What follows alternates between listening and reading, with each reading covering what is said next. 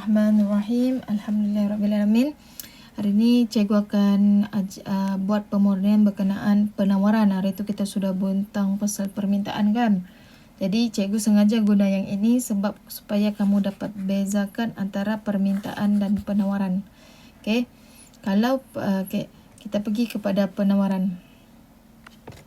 Okey, maksud definisi bagi penawaran, kesanggupan dan kemampuan pengeluar ataupun firma mengeluarkan barang perkhidmatan pada suatu tingkat harga tertentu dalam jangka masa tertentu. Beza dengan permintaan, dia keinginan dan kemampuan. Kalau penawaran, kesanggupan dan kemampuan. Siapa yang sanggup dan mampu? Pengeluar firma ataupun firma mengeluarkan barang dan perkhidmatan. Yang ini seorang individu untuk membeli sesuatu barang. Okey. Lepas itu hukum penawaran adalah positif, iaitu apabila harga meningkat, kuantiti ditawarkan meningkat, harga menurun, kuantiti ditawarkan menurun dengan andaian ceteris paribus. Okey.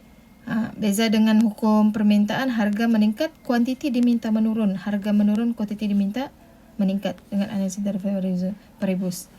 Okey. Keluknya, beza bagi kedua-dua keluk ni, tengok bagi penawaran adalah mencerun, dia mesti daripada kosong sini kan kosong, jadi mesti kosong, mencerun ke atas dari kiri ke kanan. Mencerun ke atas dari kiri ke kanan, iaitu hubungannya adalah positif antara harga dan kuantiti. Okey. Kalau keluk harga, kalau permintaan mencerun, tengok yang ini adalah daripada kosong sebab dia ada dekat dengan kosong, mencerun ke bawah dari kiri ke kanan. Hubungannya adalah songsang antara harga dengan kuantiti. Okey, penentu penawaran.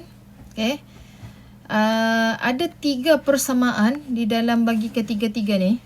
Bagi kedua-dua ni ada 3 persamaan iaitu harga barang itu, jangka masa hadapan, dasar kerajaan. Ini adalah persamaan bagi penentu penawaran dan permintaan. Tapi bezanya adalah cuaca. Bagi maksud cikgu, persamaan itu adalah faktanya lah. Tapi dari segi explanation berbeza.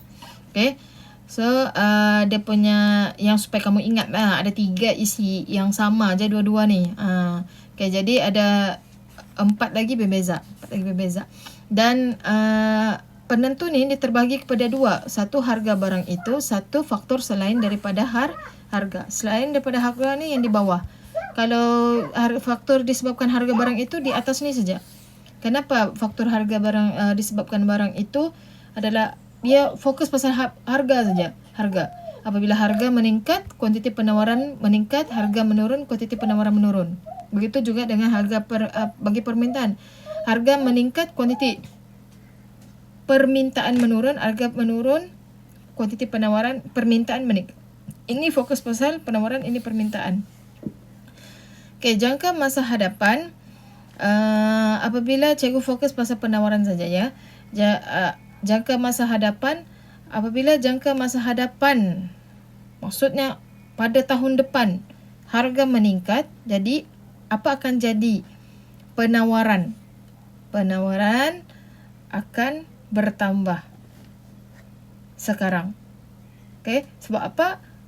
Barang dikeluarkan pada masa hadapan akan naik. Jadi dia keluarkan pada masa sekarang.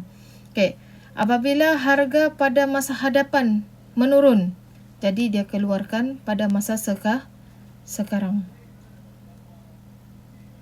Betul ni. Okey. Cikgu rujuk kejap. Cikgu takut terbalik. Okey, jangka harga masa hadapan, apabila pengeluar menjangkakan harga suatu barang akan meningkat pada masa hadapan, firma akan terbalik. Okey, sorry. Firma akan, apabila jangka harga masa hadapan meningkat, firma akan mengurangkan masa sekarang sebab ia menguntung masa depan. Apabila harga masa hadapan menurun, jadi firma akan keluarkan barang sekarang paling banyak. Ni terbalik tersilap. Okey, lepas tu dasar kerajaan. Dasar kerajaan ada dua lah macam biasa, cukai dan subsidi. Okey. Apabila cukai kerajaan menaikkan cukai, maka penawaran akan kurang. Sebab apa? Kos pengeluaran bertambah. Jadi pengeluarannya akan berkurang. Apabila cukai itu kurang, maksudnya cukai pengeluaran itu kurang ataupun dikurangkan, maka penawaran akan bertambah. Subsidi pula, apabila kerajaan memberi subsidi dengan banyak atau meningkat, maka penawaran akan bertambah sebab kos pengeluaran menurun. Jadi ia boleh keluarkan banyak barang. Apabila subsidi berkurang, maka penawaran akan berkurang. Okey, beza cuaca, tengok di sini musim. Jadi kamu ingat musim adalah permintaan, cuaca adalah penawaran. Apabila cuaca baik, penawaran akan apabila cuaca buruk, penawaran akan kurang.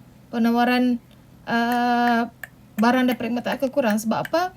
Kalau cuaca buruk, apa terjadi dengan penawaran tanaman? Akan kurang lah sebab tanaman akan rosak. Apabila cuaca baik, penawaran tanaman akan bertambah sebab semua segar-segar. Okey. Cita rasa matlamat pengeluar. Matlamat pengeluar apabila pengeluar memaksimumkan keuntungan, maka dia akan, kalau dia punya poin adalah untuk memaksimumkan keuntungan, dia akan kurangkan penawaran sebab dia boleh naikkan harga. Apabila pengeluar mau memaksimumkan jualan, jadi dia banyakkan penawaran. Okey, dia banyakkan penawaran sebab dia mau memaksimumkan jualan, sebab tu ada sale kan untuk memaksimumkan jualan. Jadi dia kurangkan harga di sini selalunya. Tingkat teknologi, apabila tingkat teknologi canggih, macam biasalah kalau canggih, maka pengeluaran barang akan meningkat. Kalau tingkat teknologinya lama, maka pengeluaran barang akan kurang. Harga faktor pengeluaran. Bila harga faktor pengeluaran meningkat, kos faktor pengeluaran meningkat, maka penawaran barang akan berkurang. Apabila harga faktor pengeluaran, kos pengeluaran kurang, maka penawaran akan bertambah. Jadi itu adalah penentu. Okey. Itu yang dapat cikgu buat bandingan dua nota ni. Okey. Jadi yang ini kamu boleh bacalah. Ada cikgu bagi cerita berkenaan pembentukan keluk sini. Macam mana cara buat keluk, tahu kan? Ini paksi harga, ni paksi kuantiti. Tengok pada kuantiti. Kalau kuantiti di harganya 20, sini tulis 20, maka kuantitinya 4, maka tini tanda. Okey, dan seterusnya. Dan begitu je lah keluk penawaran pasaran. Keluk penawaran pasaran mesti ada 3 keluk. Okey, biasanya 3 keluk lah. Ini firma syarikat jeans, ini syarikat Kiwis, dan ini adalah pasarannya. Jangan buat satu saja, nanti dapat markah penuh. Okey. Ini adalah explanation bagi pembentukan keluk penawaran. Keluk penawaran pasaran terbentuk apabila harga 15, pada harga 15, kuantiti di penawaran adalah 30 unit. Dari mana dia dapat 30 unit? Iaitu 20 tambah dengan 10. Jadi dia dapat sini 30. Dan seterusnya. Apabila harga 30, kuantitinya adalah 40. Jadi 40 tu dapat dari mana? Iaitu 25 tambah dengan 15. 45 kuantitinya adalah 50. 50 dapat dari mana? 30 tambah dengan 20. Lepas tu 60 ringgit.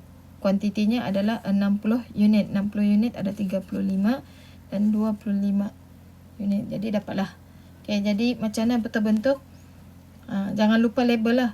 Bila point ni mesti ada tulis dilabelkan pada titik W, dilabelkan pada titik X, Y dan Z. Okay.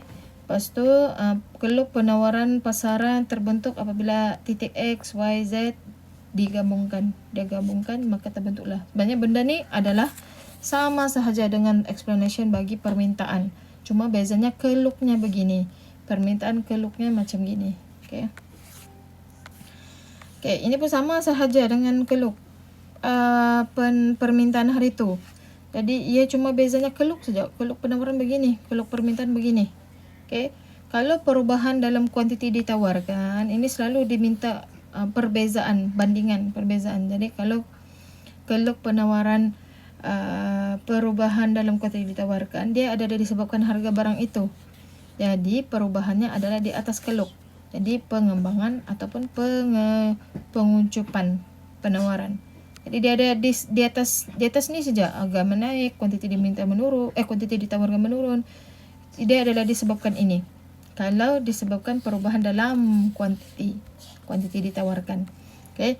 Tapi kalau perubahan penawaran, dia adalah disebabkan bukan harga barang itu. Apa poin bukan harga barang itu? Poinnya adalah yang pasal harga faktor pengeluar, tingkat teknologi, cuaca, jangkaan masa hadapan, pengeluar matlamat pengeluar, cukai, subsidi, sama lah juga ini.